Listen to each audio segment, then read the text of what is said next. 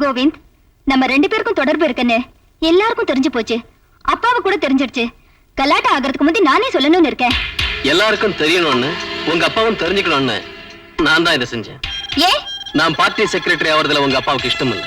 என்ன கீழே இருக்கிறதுக்கு மேல் வர்க்கத்தோட சதி செய்யறாருன்னு தெரிஞ்சது. உங்க அப்பா கிட்ட சொல்லு, என்ன இறக்குறது இல்ல, நான் மேல போறதுக்கு வைக்கிற ஒவ்வொரு அடிக்கும் உங்க அப்பா தான் ஏற்பாடு செய்யணும்.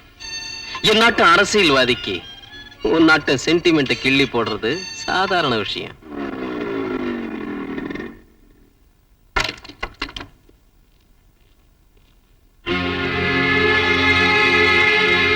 பாருமா, எனக்கு பார்ட்டி சேவையை தவிர வேற லட்சியம் கிடையாது. உங்க அப்பா கிட்ட சொல்லு, என் மேல அதிக பாரம் சுமத்த வேண்டான்னு. போயிட்டு வா.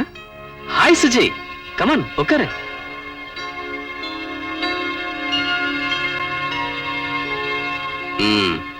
என்ன விஷயம்? நீ ஒன்னும் சொல்ல வேண்டாம், நான் சொல்றேன். கோவிந்த், இவங்க அப்பா கொடுத்த கூலிக்கு ஏன் பிசினஸ் முறையில இந்த பொண்ணை உன்கிட்ட இருந்து கொண்டு போய் மனச மாத்தி பிரிக்கலாம்னு நினைச்சேன். நம்ம அன்பை பத்தி எவ்வளவோ சொல்லி அவர் மனச மாத்தின. அவரே என்ன நேர்ல உங்ககிட்ட ஒப்படைக்கிறதுக்காக இங்க அடிச்சிட்டு வந்தாரு.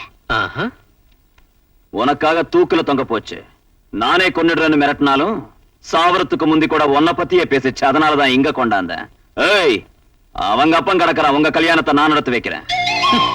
கிட்னாப்பிங், தற்கொலை, தியாகம். நல்லா இருக்கு. நீ விசித்திரமானவன், இவன் ரொம்ப வேடிக்கையானவன். சுஜி, நீ அன்னைக்கு என்கிட்ட தான் இருக்கணும்னு வந்த, ஆனா இவனோட போயிட்ட. போகட்டும், அங்கேயாவது தங்கிடுவேன்னு நினைச்சேன். திரும்பி என்கிட்டயே வந்துட்ட. இது பொம்மலாட்ட மாதிரி இருக்குல்ல? அதெல்லாம் எங்க அப்பா செஞ்சது. செஞ்சது யாரா இருந்தாலும் நீ ஒரு ரவுடி வீட்டுல 10 நாள் தங்கி இருந்திருக்க.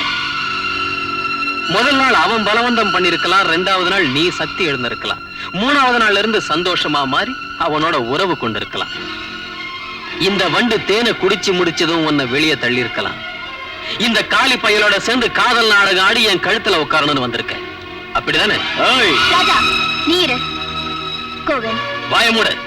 இப்ப சமூகத்துல எனக்கு ஒரு கௌரவம், ஒரு பாட்டில பெரிய பதவி இருக்கு. ஒரு அடியாள் ராஸ்கல் கெடுத்து கைவிட்டவள இன்னொரு வாட்டி அந்த தப்பான வார்த்தையை சொன்ன ஒரு ரத்தத்தை குடிச்சிருவேன். என்னடா நினைச்சுக்க பாரு, இந்த பொண்ணு ரொம்ப நல்லவ. அவ உன்னை உயிருக்கு உயிரா விரும்புறா. தப்பு ஏதாவது இருந்தா அந்த பொண்ணை கொண்டு போனதுன்னா என்ன எது வேணும்னாலும் செஞ்சுக்க. அந்த பொண்ணை ஏத்துக்க. பேச்சு அனாவசியம். போற வழிய. நான் அவர்கிட்ட பேசணும். வெளியில போ.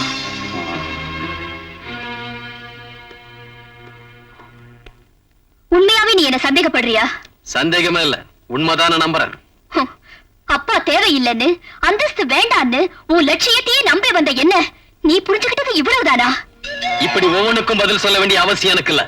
இதோ சுஜய், உனக்கு நான் இன்னைக்கு உண்மையை சொல்றேன். என் லட்சியம் வேற, நான் நடிக்கிற நாடகம் வேற. எல்லாத்தையும் விட முக்கியம் எனக்கு என் பிழைக்கும் வழி. ஆஸ்தி வேண்டான்னு வந்த நீ என் பிழைக்கும் வழிக்கு அன்ஃபிட்.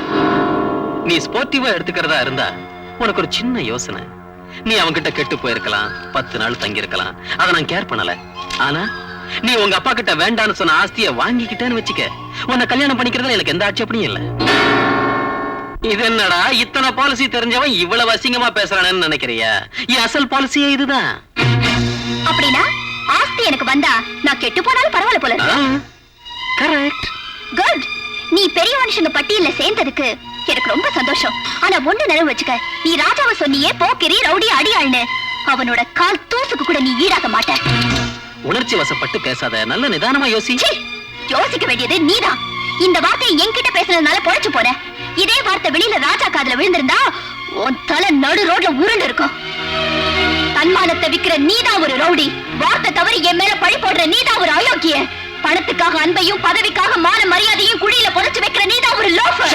இல்ல, புரோக்கர். அத நான் நிரூபிக்கிறேன். Mind it. ஏன் வந்துட்ட? நானா வரல, அவன் தான் போக சொன்னான். எப்படி போ சொல்லுவான்? வா பாக்குறேன். நில்லு. நீ அவனை பயமுறுத்தி அவன்கிட்ட என்ன விட்டுட்டு போயிட்டீனா நீ போனதுக்கு அப்புறம் நான் என்ன ஆவேன்? வா. எங்க?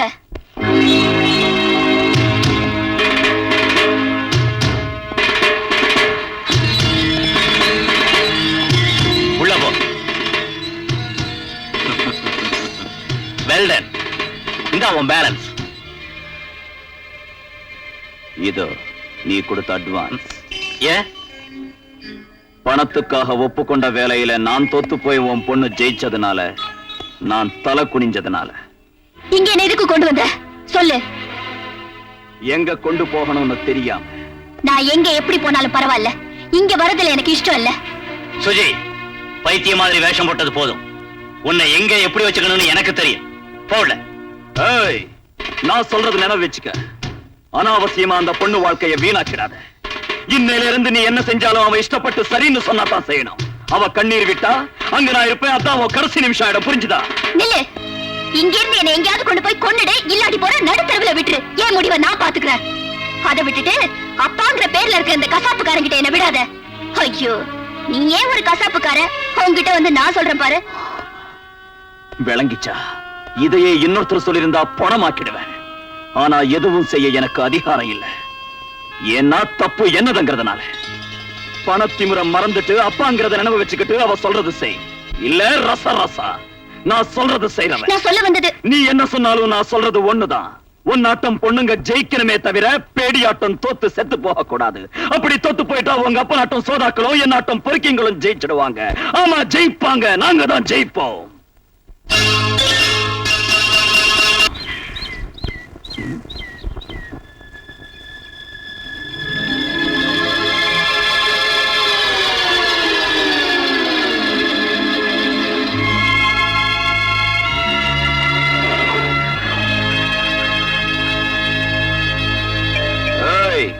எதுக்காக வந்த?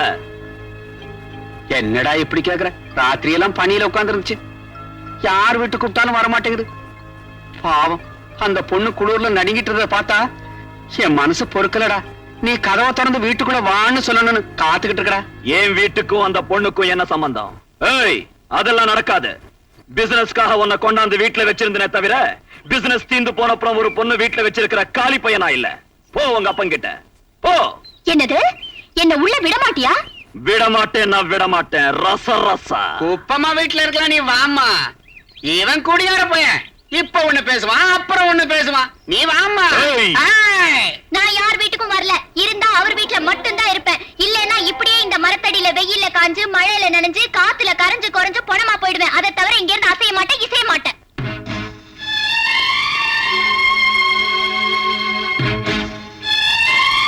பாவம், ஒரு வயசு பொண்ணு வயிற்று கொண்ணும் இல்லாம ராத்திரி எல்லாம் குளிர நெருங்கிட்டு மரத்தடியில கிடக்கு. இந்த முரட்டு பையன் என்ன செய்வானோ?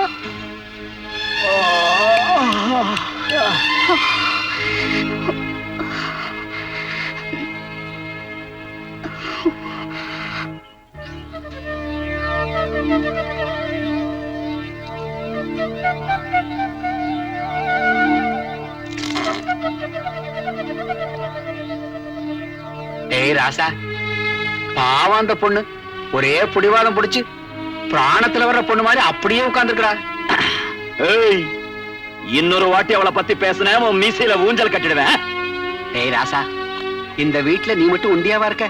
நான் இருக்கேன். செவுத்துல பள்ளிங்க இருக்குது, கட்டில்ல மூட்டை பூச்சிங்க இருக்குது, அடுப்புல பூனைங்க இருக்குது, பரணியில எலிங்க இருக்குது. இவ்வளவு இருக்கும் போது அந்த பொண்ணு கூட ஒரு மூலையில கிடந்தா என்ன ஆயிடுண்டா? ஏய், ஒரு பாவம் அறியாத அந்த பொண்ணு இந்த நிலைக்கு கொண்டாந்து நீதானடா? ஏண்டா எத்தனை வாட்டி சொல்றது அது பிசினஸ்னு? வேணும்னா நீ வச்சு காப்பாத்து. இந்த பொம்பளைங்க கிட்ட வச்சுக்கிட்டா தண்ணியில இருக்கிற மீனை தரையில போட்டு நீந்த சொல்லுவாங்க, தரையில இருக்கிற பூனைய தண்ணீரை போட்டு ஆட சொல்லுவாங்க. இவங்களை நம்பினா நாம க்ளோஸ் ஆயிடுவான். உன்கிட்ட பேசி பிரயோஜனம் இல்ல, நானே பாத்துக்கிறேன். ஏய் அம்மா, எந்திரிமா போலாம். நான் அந்த வீட்டை தவிர வேற எந்த வீட்டுக்கும் வரல. அந்த வீட்டை தவிர வேற எந்த வீட்டுக்கு கொண்டு போவேன்? அவன் ஒரு புறம்போக்கு, எப்படி தடுப்ப பார்க்கலாம். நீ வாமா போலாம்.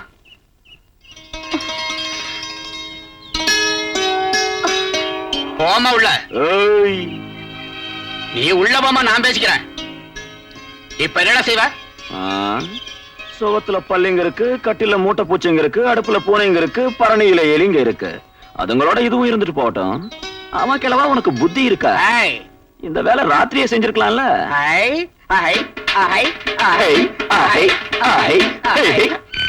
மறுபடியும் கொண்டு போயிட்டானா? இல்ல, பாப்பாவே போயிடுச்சு.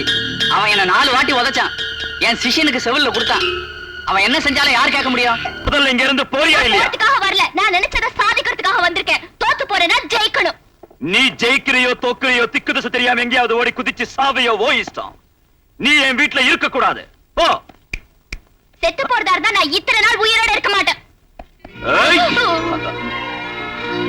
சொல்லிட்டேன், நான் தண்ணி அடிக்கிறதுக்கு முந்தி நல்லவனா இருப்பேன். தண்ணி அடிச்சுட்டேன். ரச ரச. இது பிரயோஜனம் இல்ல. இது எல்லாரையும் வச்சுக்கிட்டு பேச வேண்டிய விஷயம். ஏய் ஏய் நில்லு. ஏய் எங்க போற? நில்லு. ஒன்னதான் நில்லு.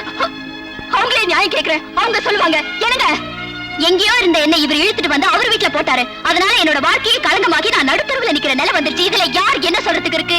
நான் இவரோட இருக்கிற விஷயம் உண்மை, அதுல இவரோட தனியா இருக்கிறது உண்மை. இந்த மாதிரி குடிகாரங்களோட 10 நாள் இருந்து எங்க 2 பேருக்கும் எந்த தப்பு நடக்கலன்னு நான் எந்த சாட்சியத்தோட அடுத்தவங்களை நம்ப வைக்கிறது? உங்க எல்லாரையும் பார்த்து நான் ஒண்ணு கேக்குறேன். உங்கள மனசாட்சி உள்ள மனுஷங்க யாராவது ஒத்துக்குவீங்களா இவர? உலகத்து பார்வையில நான் இவரோட ஓடி வந்தவ. இதுக்கெல்லாம் காரணம் இவர் தானே. இவர் வீடு ஏன் வீடு இல்லையா? இந்த சேரி என்னது இல்லையா? நீங்களா என் உறவினர் இல்லையா? ஏன் பொறுப்பு ராஜாவது இல்லையா? உங்க பொண்ணா, உங்க தங்கச்சியா, உங்கள ஒருத்தியா நான் கேக்குறேன். வெளியே போன்னு சொல்றது இவருக்கு நியாயமா? இருப்பேன்னு சொல்றது எனக்கு நியாயமா? நீங்களே சொல்லுங்க. ராசா, நீ ஒண்ணு கவலைப்படாதம்மா, உன்னை காப்பாத்த நாங்க இருக்கோம். அந்த பொண்ணு நம்ம சேரியில உன் வீட்டுல கெட்டு போச்சுன்னு கலங்க வந்துருச்சு. அந்த கலங்கத்தை போக்கி அது உண்மை இல்லைன்னு எல்லாரையும் நம்ப வச்ச அப்புறம் தான் அந்த பொண்ணை இங்க இருந்து அனுப்பணும். இல்ல கடைசி வரைக்கும் அது இங்கதான் இருக்கும். இப்படி சொன்னதுக்காக எங்க எல்லாரும் நீ கொன்னாலும் பரவாயில்ல. சரிதாங்க.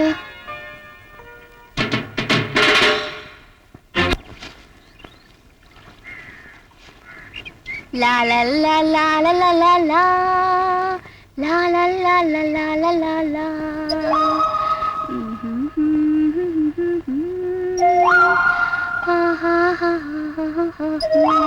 ஏய், சுத்திலும் பொத்தல வச்சுக்கிட்டு உள்ள ஜலக்கீட பண்றியா? என்ன செய்யறதியா? என்னதான் பொத்தல முன்னாலும் பொத்தல் பொத்தலாவே இருக்கு. கண்ணுல படுதே. பாக்குறவங்க கண்ணை மூடிக்கணும், அவ்வளவுதான். ஏய் ஏய், உள்ள பாட்டு பாடுறியே, நிறுத்திக்க. உடம்பு தேய்க்கும் போது பாட்டு பாடாட்டி போனா எனக்கு குளிச்சாப்ல இருக்காது. உள்ள நான் நிறுத்திக்கிறேன், வெளியில நீ பாடுறியா? நான் வேலை செய்யறவனே தவிர பாட்டு பாடுறவன் இல்ல. என்ன எதுக்கு இத நீ அடைக்கிற? கண்டவனும் பாப்பானுங்க, அதனால அடைக்கிறேன். ஏகாம்பரம் ஏகாம்பரம். எலி போகுது எலி போகுது. இதுக்கு முந்தி நீ இது மாதிரி எங்க பாத்திருக்கியோ, அதனாலதான் இப்ப பயந்துகிட்டு அடைக்கிற. ஏகாம்பரம் ஏகாம்பரம். எலி போகுது எலி போகுது. நாளைக்கு சனிக்கிழமை 12 மணி வரைக்கும் விரதம். ஏகாம்பரம் ஏகாம்பரம். எலி போகுது எலி போகுது. ஏன் தாத்தா, இவர் என்ன தேய்ச்சு குளிச்சு எத்தனை வாராச்சு? எப்பவோ அவன் கிடைச்ச அன்னைக்கு தலை தேய்ச்சேன். அதுக்கப்புறம் அவன் குளிச்சு நான் பார்த்ததே இல்ல. சரி, அப்ப காலையில 2 பேருக்கும் எண்ணெய் தேய்க்கணும். 4 மணிக்கெல்லாம் ஏந்திரீங்க. ஏகாம்பரம் ஏகாம்பரம்.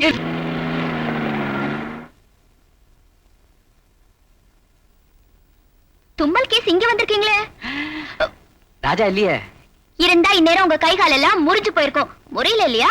அப்படின்னா இல்லன்னு அர்த்தம். இருந்தா மட்டும் எனக்கு என்ன பயம்? இதாட்ட ஆளுங்க இந்த அளவு இல்ல இந்த அளவு பாத்துருக்கேன். தும்மலுக்கு ஒருத்தனை கிளப்பிடுவேன். அவன் என் ஒருத்தனுக்கு தான் பயப்படுவான். அதனாலதான் நானே இங்க வந்தேன். யாருக்கும் சொல்லக்கூடாது. முந்தா நாள் என் காலை பிடிக்கிறதுக்கு வந்தான். நான் கொடுத்தா தானே. தேங்க்ஸ்.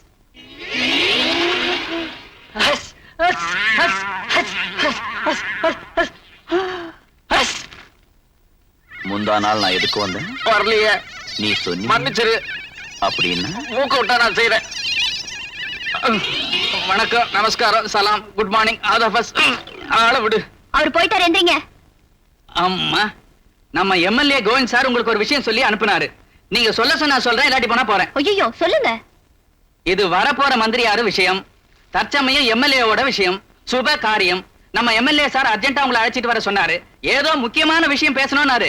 அவரே வருவாரு. நேஷனல் பார்ட்டி கவுன்சில் மீட்டிங் இல்லையா, அதனால என்ன அனுப்புனாரு. அவர் வர சொன்னார்னா ஏதோ முக்கியமான விஷயமா தான் இருக்கும். அவர் வாண்டா நான் வராம இருப்பேனா? வாங்க. பாரசுஜி, ஒரு சமயம் உங்க அப்பாவை நான் சந்திக்காதனால நம்ம கல்யாணம் நின்னு போச்சு. இப்ப சந்திச்சியா? அவரே வந்து என்ன சந்திச்சாரு. அப்படின்னா அப்பாவோட அந்தஸ்துக்கு வளர்ந்துட்டு போல இருக்கு. போகட்டும், ஏதோ பெரியவரு வேதனைப்படுறாருன்னு உன்னை நான் கல்யாணம் பண்ணிக்கிற முடிவுக்கு வந்தேன். ஆஹா, எங்க அப்பா பூரா ஆஸ்தியும் உன் பேருக்கு எழுதி தரதா ஆசை காமிச்சிட்டார் போல இருக்கு. அட, உனக்கு தெரிஞ்சிடுச்சு. இல்லாட்டி போனா நீ இந்த தியாகத்துக்கு தயாராக மாட்டியே. நாளைக்கே நம்ம கல்யாணம். யாருக்கும் சொல்ல தேவையில்லை, யாரையும் கூப்பிட தேவையில்லை. ஆமா, மறுபடியும் என்ன விட்டுடுறதா இருந்தா அவங்க சாட்சி குறுக்கிடாதுல்ல. அந்த ராஜா மேல ரிப்போர்ட் எழுதி எனக்கு கொடு. உடனே அவனை உள்ள தள்ளிடுறேன். அவனை பத்தி நீ ஒண்ணும் பயப்பட வேண்டாம். என்ன அந்த வெறிச்சிருப்பு? எங்க அப்பாவோட பிச்சை காசுக்கு ஆசைப்பட்டு நீ அவரை மன்னிச்சிடலாம். உன் பதவி, உன் செல்வாக்க பார்த்து அவர் உன்னை மன்னிச்சிடலாம். ஆனா அன்னைக்கு நீ என் முன்னால பேசின பேச்ச கேட்டப்பவே என் மனசு சுட்டு சாம்பலாக்கி ஊதிட்ட. தன் பொண்ணோட வாழ்க்கையை ஒரு பஜார் ரவுடி கிட்ட ஒப்படைச்சப்பவே எங்க அப்பாவை என் இதயத்துல இருந்து நான் தூக்கி எறிஞ்சிட்டேன். அப்பவும் சொல்றேன், இப்பவும் சொல்றேன், நீங்க 2 பேருமே ராஜா முன்னாடி நிக்கிறது கூட லாய்க்கு இல்லாதவங்க, ஞாபகம் வச்சுக்க. சுஜாதா, ஆத்திரப்படுற. இப்ப கூட நீ ஆத்திரப்பட்டா வாழ்க்கையில உனக்கு கிடைச்ச கடைசி அதிர்ஷ்டம் நழுவி போயிடும். அயோக்கியனுக்கு தூரமா இருக்கிறத விட அதிர்ஷ்டம் வேற ஒண்ணும் இல்ல. நீ போறன்னா போக சொல்றதுக்குள்ள உன்னை இங்க கூப்பிட்டது. உனக்கு மனநிலை சரியில்லைன்னு, அதனாலதான் அந்த ரவுடியோட ஓடி போயிட்டு டாக்டர் சர்டிபிகேட் தயாரா இருக்கு. நாளை காலையில 7 மணிக்கு நம்ம கல்யாண முகூர்த்தம். ரொம்ப நல்லா இருக்குல்ல? டேய், கொண்டு போய் உள்ள போங்க. ஏய், நாளைக்கு முகூர்த்தம் ரொம்ப நல்லா இருக்கலாம், இப்பவும் முகூர்த்தம் நல்லா இல்ல. இதுவரைக்கும் அவளை நீ என்ன செஞ்சாலும் என்ன பேசினாலும் அவ மனுஷங்க நீ யாரும் இல்லாம இருக்கலாம். ஆனா இப்ப அவளை ஒரு வார்த்தை திட்டுனா திட்டுனவனை வெட்டி வெட்டி கட்டி கட்டி வீச இந்த ராஜா இருக்கான்னு நிரூபிச்சிடுவேன். டேய், அவனை பிடிச்சு வெட்டி துண்டு துண்டாக்கிடுங்கடா. இன்னைக்கு தான் உனக்கு வீரம் வந்திருக்கடா. இதத்தான் நான் எதிர்பார்த்துக்கிட்டு இருந்தேன். ரசரசா செஞ்சு ரொம்ப நாள் ஆச்சு. டேய், விடுங்கடா.